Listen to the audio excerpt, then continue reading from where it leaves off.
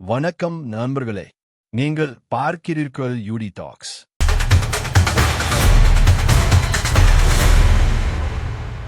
இன்று நாம் பேசப் போகும் முக்கியமான விஷயம் இந்தியாவில் தொடர்ந்து அதிகரித்து வரும் பெட்ரோல் மற்றும் எல்பிஜி கேஸ் விலை பற்றியது. கடந்த சில ஆண்டுகளாக பெட்ரோல் விலையும் கேஸ் சிலிண்டர் விலையும் மெதுவாக உயர்ந்து கொண்டு வருகிறது. இது சாதாரண மக்களின் வாழ்க்கை செலவுகளை மிகவும் அதிகமாக பாதித்து வருகிறது. ஒரு குடும்பத்தின் மாத செலவுகளில் இப்போது உணவு, வீடு, மின்சாரம் மட்டுமல்லாமல் எரிபொருள் செலவும் பெரிய பங்காக மாறியுள்ளது. இந்தியாவின் பல நகரங்களில் பெட்ரோல் விலைக்கு அருகிலும் சில இடங்களில் அதற்கு மேல் கூட இருக்கிறது. அதேபோல் எல்பிஜி கேஸ் சிலிண்டர் விலை ரூபாய் 900 முதல் ரூபாய் 100 வரை உயர்ந்து காணப்படுகிறது.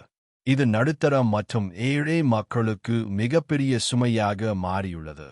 தினமும் வேலைக்கு பைக் அல்லது கார் பயன்படுத்தும் மக்களுக்கு இந்த விலை உயர்வு நேரடியாக பாதிப்பை ஏற்படுத்துகிறது. மேலும் லாரி போக்குவரத்து செலவு அதிகரிப்பதால் காய்கறி, உணவுப் பொருட்கள் போன்றவற்றின் விலையும் அதிகரிக்கிறது. அப்படியானால் பெட்ரோல் மற்றும் கேஸ் விலை ஏன் அதிகரிக்கிறது? இதற்கு பல காரணங்கள் உள்ளன. முதலில் உலக சந்தையில் இருக்கும் கச்சா எண்ணெய் க்ரூட் ஆயில் விலை மிகவும் முக்கியமானது. இந்தியா தனது தேவைக்கு பெரும்பாலான எண்ணெயை வெளிநாடுகளில் இருந்து இறக்குமதி செய்கிறது. உலக சந்தையில் எண்ணெய் விலை அதிகரித்தால் இந்தியாவிலும் பெட்ரோல் விலை உயர்கிறது. இரண்டாவது முக்கிய காரணம் அரசு விதிக்கும் வரிகள்.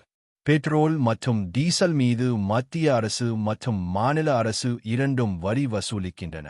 இந்த வரிகள் அதிகமாக இருந்தால் பொதுமக்களுக்கு இறுதி விலையும் அதிகமாகும். மூன்றாவது காரணம் உலக அரசியல் பிரச்சினைகள் மற்றும் போர்கள்.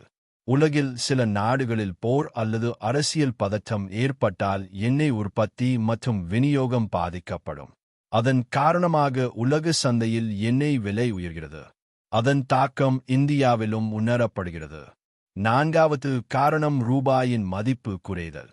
இந்திய ரூபாய் மதிப்பு டாலருக்கு எதிராக குறைந்தால் வெளிநாடுகளில் இருந்து எண்ணெய் வாங்கும் செலவும் அதிகரிக்கும். அதனால் பெட்ரோல் விலையும் உயர்கிறது. இந்த விலை உயர்வு மக்களின் வாழ்க்கையில் பல மாற்றங்களை ஏற்படுத்துகிறது. பலர் இப்போது தேவையில்லாமல் வாகனங்களை பயன்படுத்தாமல் இருக்க முயற்சிக்கிறார்கள். சிலர் பொது போக்குவரத்தை அதிகமாக பயன்படுத்த ஆரம்பித்துள்ளனர்.